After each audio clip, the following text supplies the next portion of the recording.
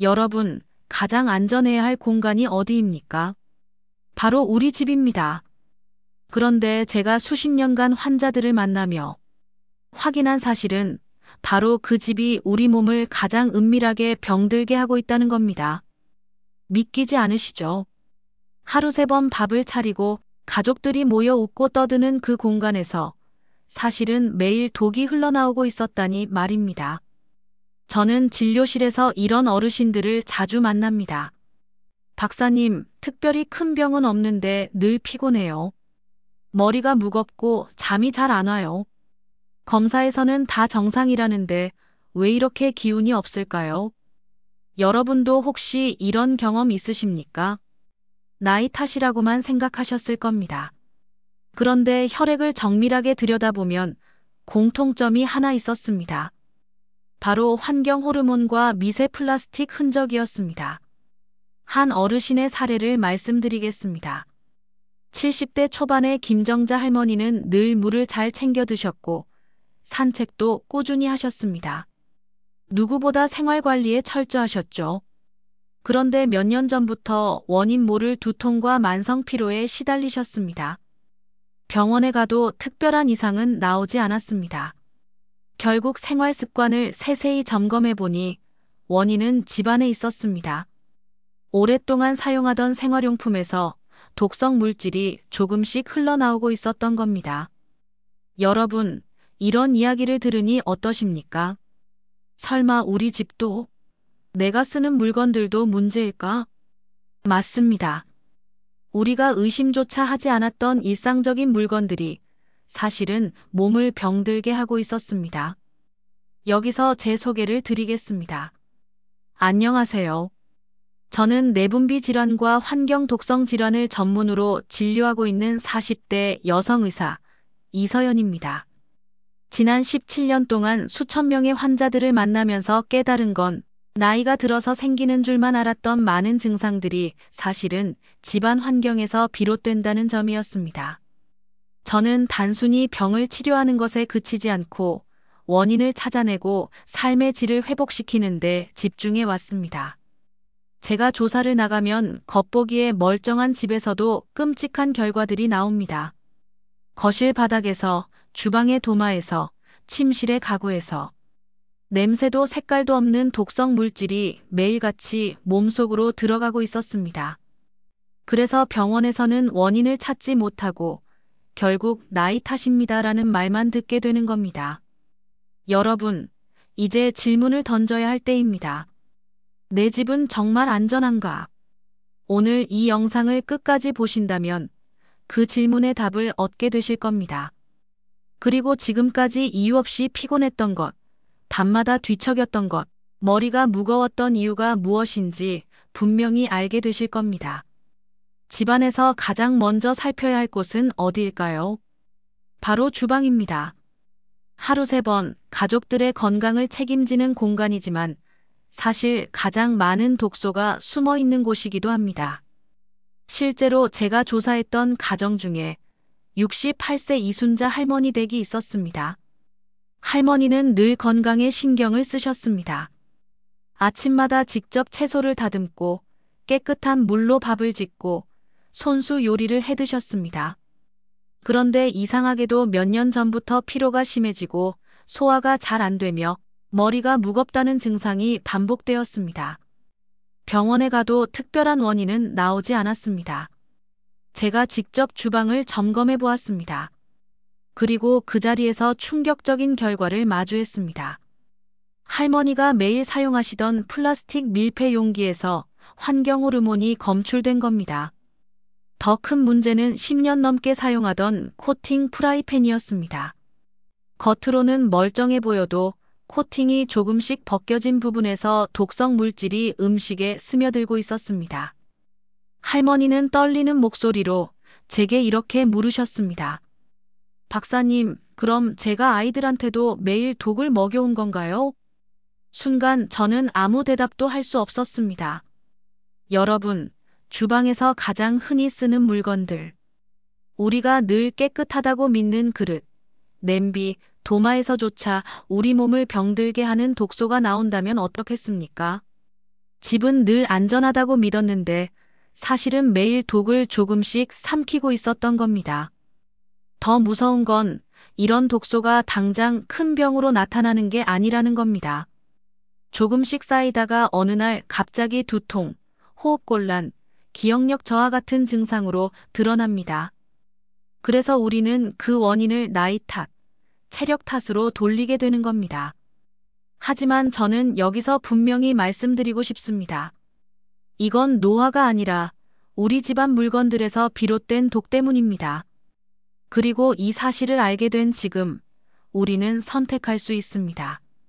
무심코 쓰던 물건들을 그냥 둘 것인지 아니면 가족의 건강을 위해 지금부터라도 바꿀 것인지 말입니다. 여러분, 집안에서 하루 중 가장 오랜 시간을 보내는 곳은 어디입니까? 바로 거실과 침실입니다. 편히 쉬어야 할 공간, 가장 안전해야 할 공간이 사실은 또 다른 위험의 근원지라는 사실 알고 계십니까? 저는 몇 해 전 74세 박영호 어르신 댁을 방문한 적이 있습니다. 어르신은 늘 집에만 계셨습니다. 밖에 나가면 오히려 숨쉬기가 편한데 집에만 있으면 기침이 심해지고 머리가 무겁다고 하셨습니다. 처음에는 그냥 나이가 들어서 기관지가 약해졌다고 생각하셨죠. 그런데 정밀 조사를 해보니 그 원인은 바로 거실 바닥에 깔린 비닐 매트였습니다. 겉으로는 깨끗하고 멀쩡해 보였지만 그 속에서 환경, 호르몬이 계속해서 공기 중으로 퍼져나오고 있었던 겁니다. 또 다른 사례도 있습니다. 경기도에 사시는 68세 김순자 할머니는 몇 년째 불면증에 시달리고 있었습니다. 밤마다 뒤척이고 새벽이면 머리가 아프다고 하셨습니다. 그런데 조사해보니 침실에 놓인 새 가구에서 원인이 나왔습니다. 가구에서 뿜어져 나온 포르말데히드라는 독성 물질이 공기 중에 가득 퍼져 있었던 겁니다. 흔히 말하는 새집 증후군이 사실은 우리 집 침실에서도 일어나고 있었던 것이죠.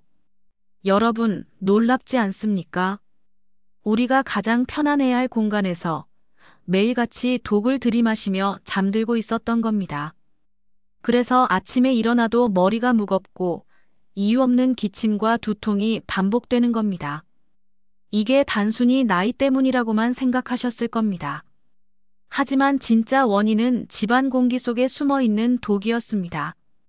더 충격적인 건 건강을 위해 틀어둔 가습기조차 문제를 일으킬 수 있다는 겁니다. 물통을 자주 청소하지 않으면 세균과 곰팡이가 번식하고 심지어 미세 플라스틱이 섞여 공기 중으로 퍼집니다.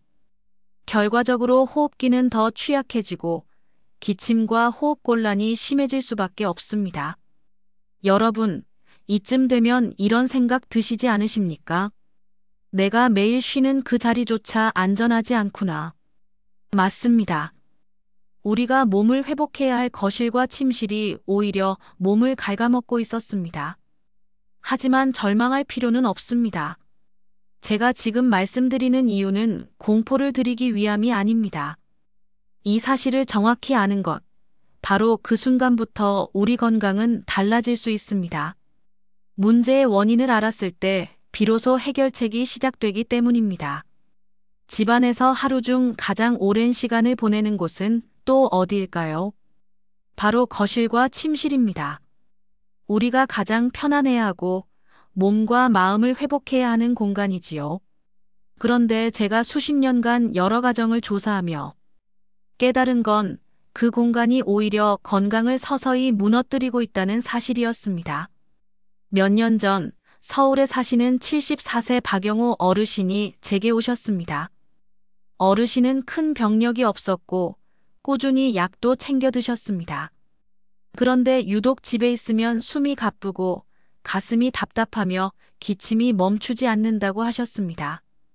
밖에 나가서 바람을 쐬면 괜찮아지는데 집에 들어오기만 하면 다시 증상이 시작됐습니다.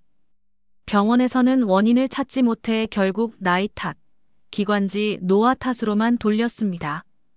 저는 직접 어르신 댁을 방문했습니다. 집은 겉으로 보기엔 참 깔끔했습니다. 먼지도 없고 바닥도 잘 닦여 있었습니다. 그런데 거실 바닥에 깔린 두툼한 비닐 매트를 측정해 보니 충격적인 결과가 나왔습니다. 환경 호르몬 수치가 기준치의 몇 배를 넘게 검출된 겁니다. 오래된 매트에서 조금씩 증발하던 화학물질이 공기 중에 섞여 어르신이 하루 종일 들이마시고 있었던 거였습니다. 편히 쉬어야 할 거실이 사실은 독을 뿜어내는 공간이었던 겁니다. 비슷한 사례는 또 있습니다. 경기도에 사는 68세 김순자 할머니는 몇 년째 불면증에 시달리고 있었습니다. 밤마다 두세 번씩 깨고 새벽이면 두통으로 고생하셨습니다.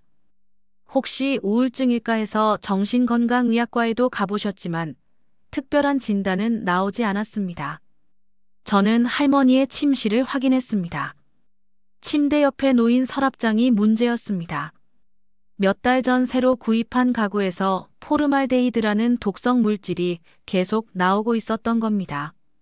새 가구나 새 집에서 흔히 발생하는 새집 증후군이 사실은 침실에서도 일어나고 있었던 것이죠. 할머니는 하루의 3분의 1을 그 공간에서 보내셨습니다. 그러니 잠을 자도 몸이 회복될 수가 없었던 겁니다. 여러분, 이쯤 되면 느낌이 오지 않으십니까? 우리가 가장 안심하고 기대야 할 거실과 침실이 사실은 몸을 갉아먹는 조용한 적이 되어 있다는 사실 말입니다. 더 놀라운 건 건강을 위해 사용하던 가전제품조차 문제를 일으킨다는 겁니다. 호흡기를 촉촉하게 해주겠다고 틀어둔 가습기, 그 속 물통을 들여다보면 세균과 곰팡이가 번식해 있는 경우가 많습니다. 심지어 미세 플라스틱까지 섞여 나옵니다. 한 어르신은 밤마다 가습기를 틀고 주무셨는데 오히려 기침이 더 심해졌습니다. 조사해보니 청소가 제대로 되지 않은 가습기 안에서 세균이 증식해 그 공기를 매일 폐로 들이마셨던 겁니다. 결국 호흡기가 약해져서 만성기관지염까지 찾아왔습니다. 또 다른 예도 있습니다.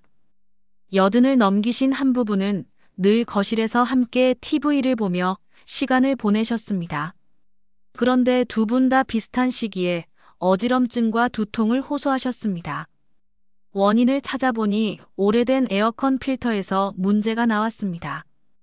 오랫동안 청소하지 않은 필터에는 곰팡이와 세균이 가득했고 그 바람을 그대로 들이마신 두 분은 매일 조금씩 몸에 독을 쌓아가고 있었던 겁니다. 여러분, 이렇게 들어보니 어떠십니까? 아침에 일어나도 머리가 무겁고 하루 종일 기운이 빠지는 이유. 자꾸 기침이 나고 밤에 깊이 잠들지 못하는 이유. 혹시 나이 탓이라고만 생각하고 계시지는 않습니까? 하지만 그 원인이 바로 내가 누워있는 침실, 내가 앉아있는 거실에서 흘러나오고 있다면 어떻겠습니까? 가장 편안해야 할 공간이 가장 위험한 공간이 될 수 있습니다. 이 사실을 아는 순간 우리는 선택할 수 있습니다. 그냥 모른 척 살 것인지 아니면 내 몸과 가족의 건강을 지키기 위해 지금부터라도 바꿀 것인지 말입니다. 우리가 미처 알지 못했던 집안의 독소들, 사실 그 흔적은 이미 몸속에 쌓여 있습니다. 그렇다면 질문은 하나로 모아집니다. 이제 어떻게 해야 합니까? 이미 쌓인 독은 어떻게 없앨 수 있습니까? 제가 수많은 환자들을 보면서 확인한 건 독소를 빼내는 방법이 결코 거창하거나 복잡하지 않다는 사실이었습니다. 값비싼 장비나 특수한 치료가 아니라 우리 주변에서 쉽게 구할 수 있는 재료와 생활 습관만으로도 충분히 가능했습니다. 먼저 우리 몸에서 가장 중요한 해독기관은 어디일까요? 바로 간과 신장입니다. 간은 매일같이 들어오는 화학물질을 분해하려 애쓰고 신장은 그 찌꺼기를 소변으로 내보냅니다. 문제는 나이가 들수록 이 기관들의 힘이 약해진다는 겁니다. 그래서 독이 몸에 더 쉽게 쌓이고 결국 피곤과 두통, 호흡곤란, 기억력 저하 같은 증상으로 드러나게 됩니다. 그렇다면 어떻게 이 기관들을 도와줄 수 있을까요?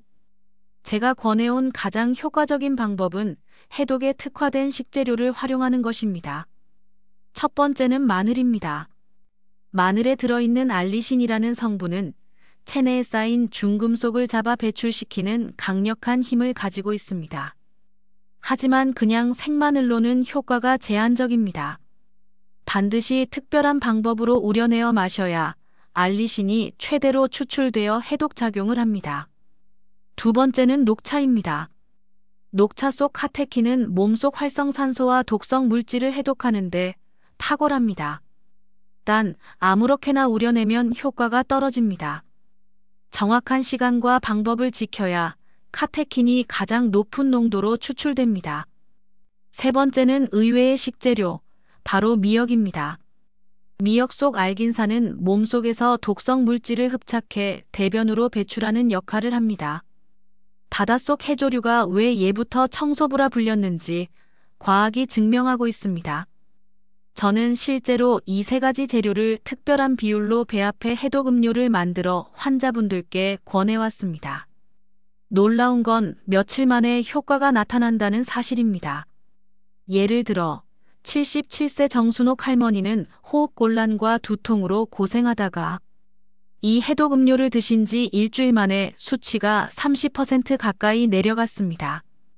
얼굴빛도 밝아지고 무엇보다 아침에 눈을 뜰 때 머리가 맑다고 말씀하셨습니다. 또 다른 분, 42세 주부 이현주 씨는 몇 년간 만성 피로에 시달리셨는데 2주 만에 새벽마다 저절로 눈이 떠질 정도로 몸이 달라졌습니다. 여러분, 이쯤 되면 궁금하시지 않습니까?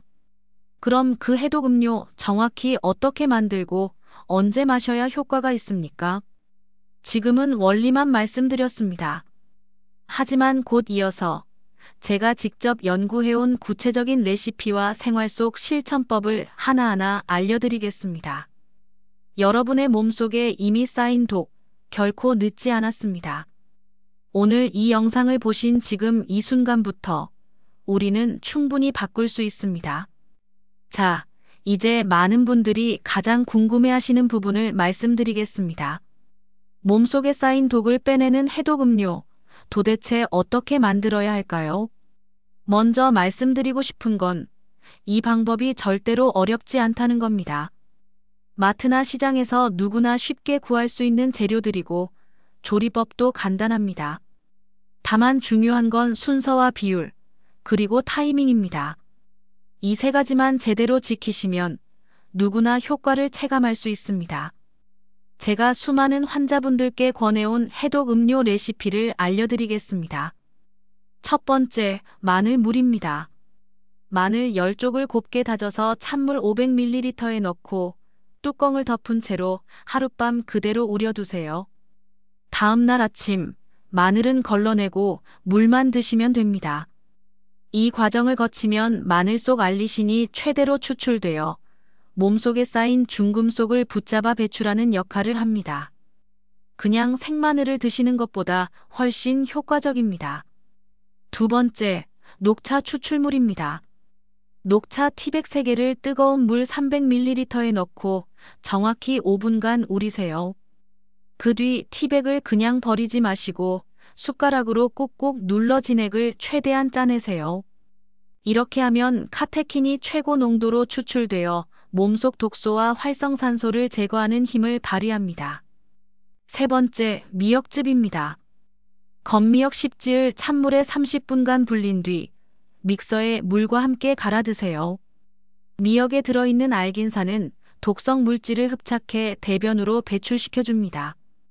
이제 이 세 가지를 비율에 맞게 섞어야 합니다. 마늘 물 100ml, 녹차 추출물 50ml, 미역즙 50ml. 이렇게 2대 1대1의 비율로 섞으면 됩니다. 처음에는 맛이 다소 낯설 수 있지만 일주일만 꾸준히 드셔보시면 몸의 변화를 분명히 느끼실 수 있을 겁니다. 그럼 언제 마셔야 할까요? 바로 아침 공복입니다. 밤새 우리 몸은 해독기관이 쉴 새 없이 일했기 때문에 아침에 이 음료를 마시면 간과 신장이 독을 내보내는데 큰 도움을 줍니다. 여기에 추가 팁을 드리겠습니다. 효과를 더 높이고 싶으시다면 클로렐라 가루를 티스푼으로 한 숟가락 넣어 드세요. 클로렐라는 미세 조류인데 중금속 배출 효과가 탁월하다는 연구가 많습니다. 하지만 이 음료만으로 끝내면 아쉽죠. 생활 속에서 함께 지켜야 할 것들이 있습니다. 예를 들어, 저녁에는 따뜻한 현미차 한 잔을 드시는 걸 추천드립니다. 현미 속 감마오리자놀 성분은 간 해독을 도와주고 숙면을 유도해 회복력을 높여줍니다. 또한 음식을 고를 때는 브로콜리, 양배추, 케일 같은 십자와 채소를 자주 드셔보세요. 이 채소에는 간의 해독 효소를 활성화시키는 글루코시놀레이트라는 성분이 들어 있습니다. 하루 한 줌 정도의 호두와 아몬드 같은 견과류도 도움이 됩니다. 셀레늄과 같은 미네랄이 중금속 해독에 큰 힘을 발휘하거든요. 여러분, 이렇게 들으니 어떠십니까? 아, 이건 나도 당장 해볼 수 있겠다라는 생각이 드시지 않나요? 복잡하지 않습니다. 비싼 건강 보조제도 필요 없습니다. 그저 우리가 매일 접할 수 있는 마늘, 녹차, 미역, 그리고 몇 가지 식습관만 바꾸면 충분합니다. 중요한 건 꾸준함입니다. 오늘만 하고 내일 잊어버리면 아무 소용이 없습니다. 최소한 3개월은 꾸준히 실천해 보십시오. 몸이 달라지고 머리가 맑아지고 아침에 눈 뜨는 순간부터 삶의 질이 달라지는 걸 느끼실 수 있을 겁니다. 이제 여러분은 아셨습니다. 우리 집이 가장 안전한 공간인 줄 알았지만 사실은 가장 교묘하게 우리 몸을 병들게 하는 장소가 될 수 있다는 사실을요. 주방에서, 거실에서, 침실에서, 그리고 우리가 매일 쓰는 작은 물건들에서 독이 흘러나오고 있었습니다. 하지만 동시에 우리는 해답도 알고 있습니다. 오늘 말씀드린 해독 음료와 식습관, 생활 속 작은 변화만으로도 충분히 달라질 수 있다는 걸 확인했습니다. 실제로 수많은 어르신들이 단 몇 주 만에 피로와 두통에서 벗어났고 불면증이 사라졌으며 다시 활력을 되찾았습니다. 여러분, 인생 후반부는 몸이 가볍고 정신이 맑을수록 훨씬 행복합니다. 손주들과 놀아줄 때 숨이 차지 않고 아침에 눈을 떴을 때 머리가 맑고 기운이 넘친다면 그 자체가 행복 아닐까요? 그 행복을 지키는 길은 거창하지 않습니다. 바로 오늘 내 집안의 작은 물건 하나를 다시 보는 눈에서 시작됩니다. 내가 늘 쓰던 물건이 과연 안전한가? 혹시 이게 내 몸을 조금씩 병들게 하고 있는 건 아닐까? 이 질문을 던지는 순간부터 여러분의 건강은 지켜질 수 있습니다. 저는 수십 년 동안 연구하고 진료하면서 한 가지 확신을 가지게 됐습니다.